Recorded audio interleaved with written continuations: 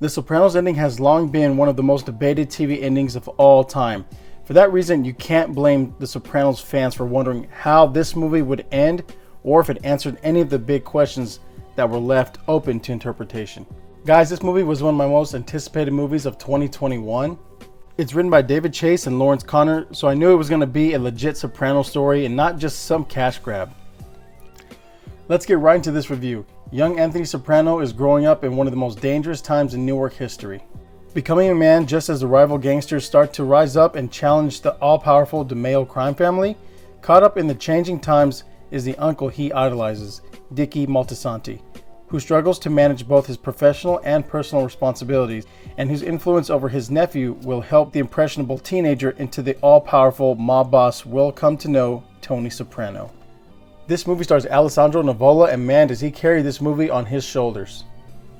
He plays the tough mafia guy so well. He's probably crafted one of my favorite characters of the whole year. He sold me on being one of those guys that just doesn't take any shit from anybody.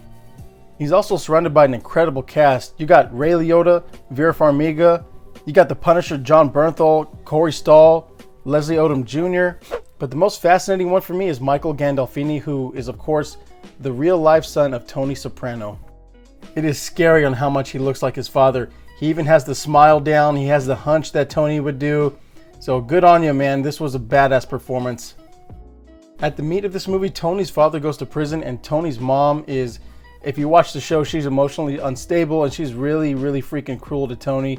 So that leaves Tony and his uncle's bond to grow. All at the same time, you have this race war developing around them. This movie touches on the race riots, and I think it should have stayed more right here in this story. If you go back to the show, it shows this neighborhood that is overrun by drugs, and it is alluded to right here in this movie of what happens to this particular area of the city. Leslie Odom Jr. plays Harold, and he also has an interesting story. He has a relationship with the family, but he also starts getting ideas to start his own life away from the DeMeo crime family.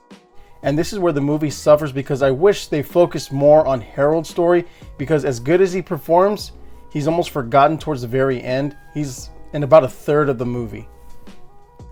I also wish they focused more on the mobster lifestyle, like greasing the cops or squeezing the politicians or the money laundering. I mean, anything that explores a mobster life is fascinating to me. This movie has so many storylines and numerous threads. I wish it was made into a miniseries. This had all of the makings to be a 2-season show that would possibly rival the original show. This movie had multiple character studies. You were so invested in each character that you wanted to sink your teeth into each storyline, but it's so hard when it's only 2 hours long. That's what she said. To really appreciate this movie, you want to be a huge fan of the show. And there's so many Easter eggs and callbacks, and it's super fun to see things and point at them. Of honorable mentions, you got Vera Farmiga as Livia Soprano, and she is just fucking awesome as Tony's mother.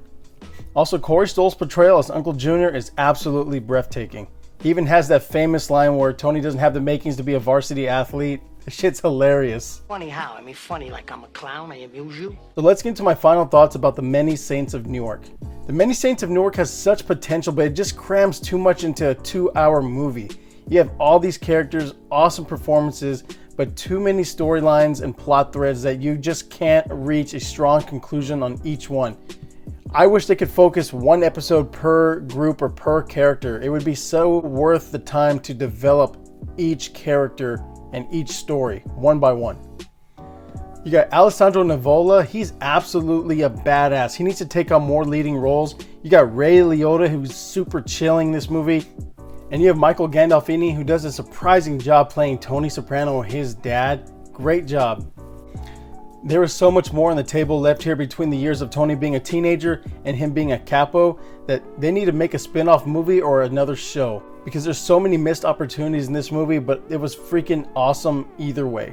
This movie was not perfect, but I love the performances. I'm so psyched for a part 2, but that's why I'm gonna give the Many Saints of Newark a B.